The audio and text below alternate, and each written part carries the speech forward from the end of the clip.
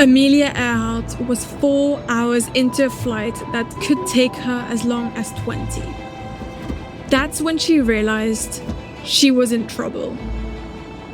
She inched forwards in the pilot's seat and craned her neck to look out the windshield. There it was. She could see it clearly now. Smoke, flowing up and over the nose of her small plane. Part of her engine was on fire, and she was all alone, flying thousands of feet above the Atlantic Ocean. But turning back wasn't an option. Amelia was an accomplished navigator. When she thought it all through, she didn't think heading back to Canada was the safest choice. And besides, she had history to make. She sat up straight and gripped the control stick more firmly. She took a deep breath, consulted her navigation instruments, and confirmed her course. Due east. Somehow, some way, she would make it all the way across the ocean. There was no turning back now.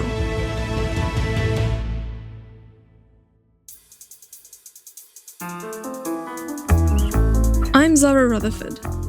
I'm the youngest woman to fly solo around the world. And this is Goodnight Stories for Rebel Girls, a fairy tale podcast about the real-life rebel women who inspire us. On this episode, Amelia Earhart, airborne icon, fearless hero, and inspiration to adventurers worldwide.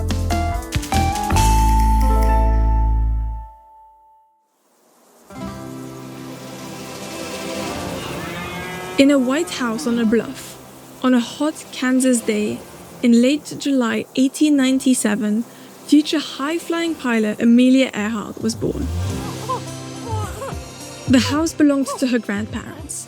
Amelia and her younger sister Mariel lived with them during the school year.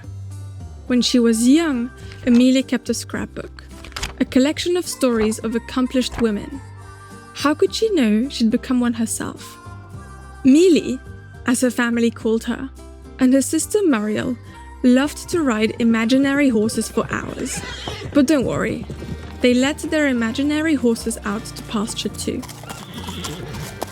The two explored caves alongside the nearby river, climbed any tree they could find, and walked on stilts like circus performers. Doing all of this in a dress proved difficult for Millie and Mariel. The skirts most girls wore at the time got in the way of their adventuring. So instead, the two wore loose-fitting pants called bloomers, just like the boys did. Amelia wasn't trying to make a statement. She just wanted to be able to climb trees. She didn't want anything to hold her back from reaching the sky. Amelia was 10 years old when her father took the family to the Iowa State Fair.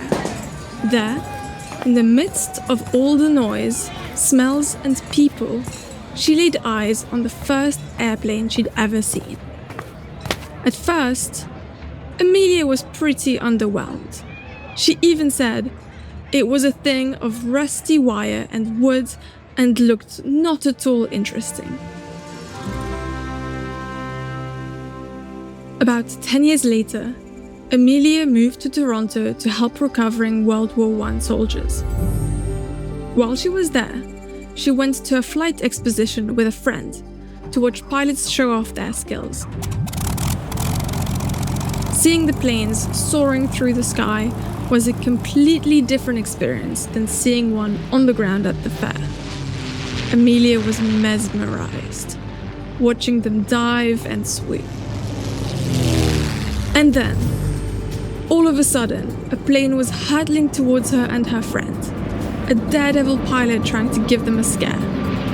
But instead, Amelia felt exhilarated.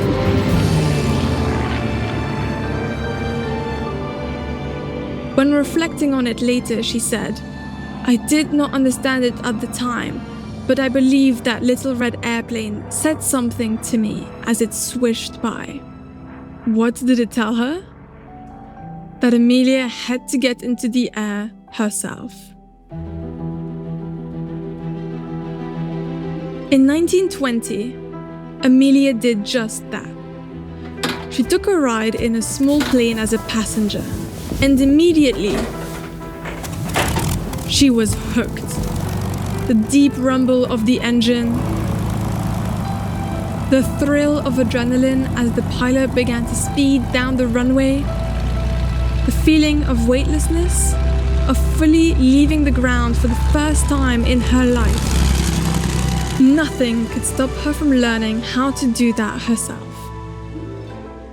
Amelia worked odd jobs to scrape together the money for flight lessons. She was a telephone company clerk, a photographer, a truck driver. Then finally, after many lessons with her flight instructor, Amelia was officially a pilot. Soon after, she bought her first plane, a tiny, yellow, two-seat plane with a big propeller and no windshield. She named it the Canary. The very next year, she flew the Canary up to 14,000 feet high, setting a new world record for a female pilot. And Amelia was just getting started.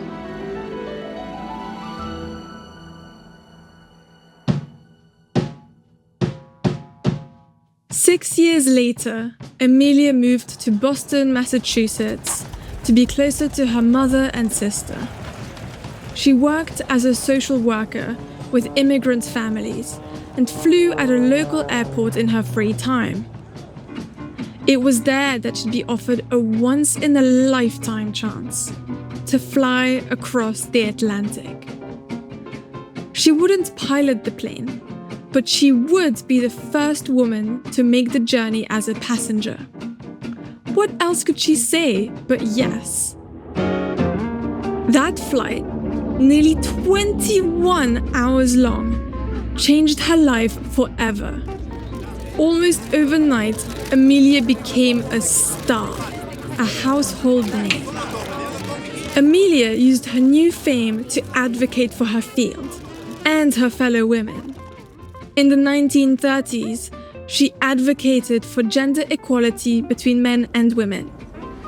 She met with President Herbert Hoover to lobby for the Equal Rights Amendment, a change to the US Constitution that would have guaranteed women and men equal rights under the law. Amelia also encouraged other women to join her in the sky. At the time, there were only 285 licensed women pilots in the entire country. She and 98 of the others got together to start an organization for female aviators called the 99s. The sky was the limit for Amelia's dreams. She wrote a book about her experience crossing the Atlantic as a passenger and began lecturing about aviation, or the practice of flying. She got a job as the aviation editor for Cosmopolitan magazine. For a short while, she even had a career as a fashion designer. She got tired of wearing flight suits made for men, so she started to make her own. Soon, she expanded and began making clothes for women that were better suited to an active lifestyle. Wrinkle-free shirts, dresses, pants, some even made out of parachute silk. Who could have imagined that her time tree climbing in bloomers would have such a lasting impact? Throughout all of this, Amelia still made sure she had time among the clouds. She competed in races and flight competitions and was the first woman to fly an autogyro, a kind of helicopter-plane hybrid. But something was always at the back of her mind. She'd been the first woman to be flown across the Atlantic. Now, she wanted to be more than just a passenger. She wanted to be the pilot.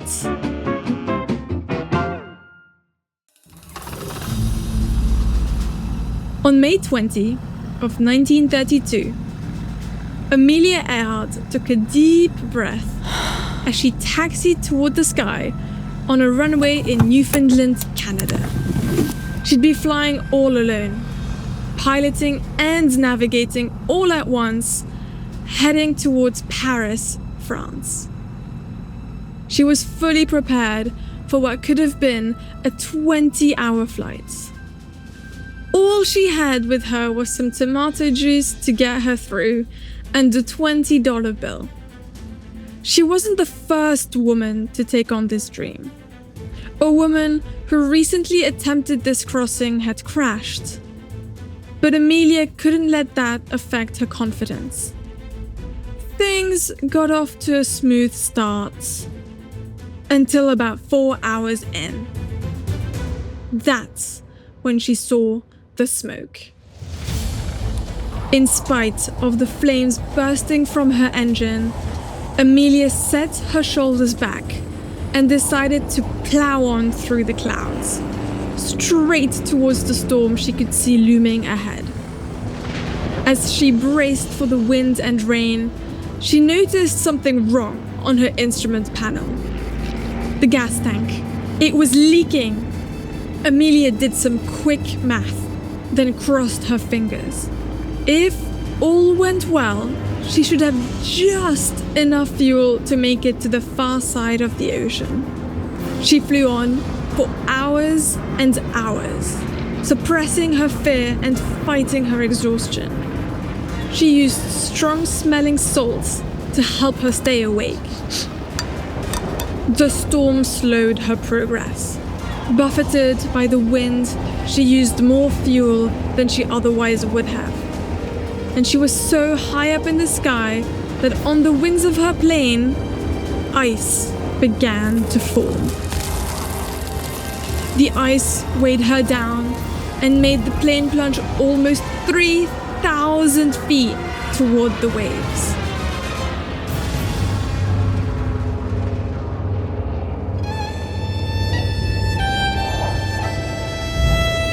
In spite of it all, Amelia stayed calm and trusted her aviation knowledge. Her confidence never wavered as she crossed mile after mile.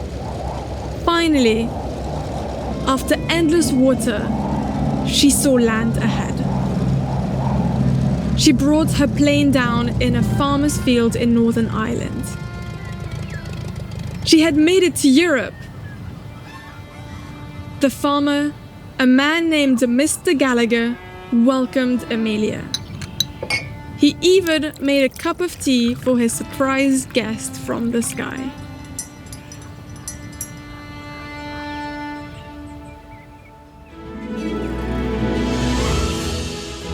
Amelia's successful transatlantic crossing brought her fame and notoriety to a whole new level. And she just kept going. She became the first person ever, man or woman, to fly solo from Honolulu, Hawaii to Oakland, California. Purdue University hired her as a visiting professor in aeronautics and a counselor for women students. The university went so far as to purchase her a brand new plane. A silver, metal, shining airplane that she called her flying laboratory. Amelia planned to use that plane for her biggest adventure yet. She wanted to fly around the entire world, stopping only to refuel. And on June 1st, 1937, Amelia set off from Miami to do just that. Accompanied by her navigator, Fred Noonan, Amelia made stops in South America, Africa, India, and the island of New Guinea. But then, something happened.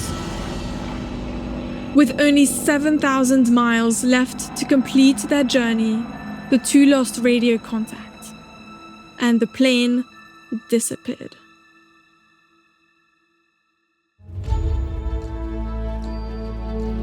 To this day, no one is quite sure what happened to Fred Noonan or our record-breaking pilot, Amelia Earhart. But what we can be sure of? Amelia's lasting impact on aviation, and especially women pilots. Even now, more than 80 years after her disappearance, Amelia and her brave feats of aeronautics are legendary. And her daredevil spirit has inspired generations of pilots around the world. Even me. You can follow in her footsteps too, by chasing your dreams, aiming your sights high, and always setting your course to the next great adventure.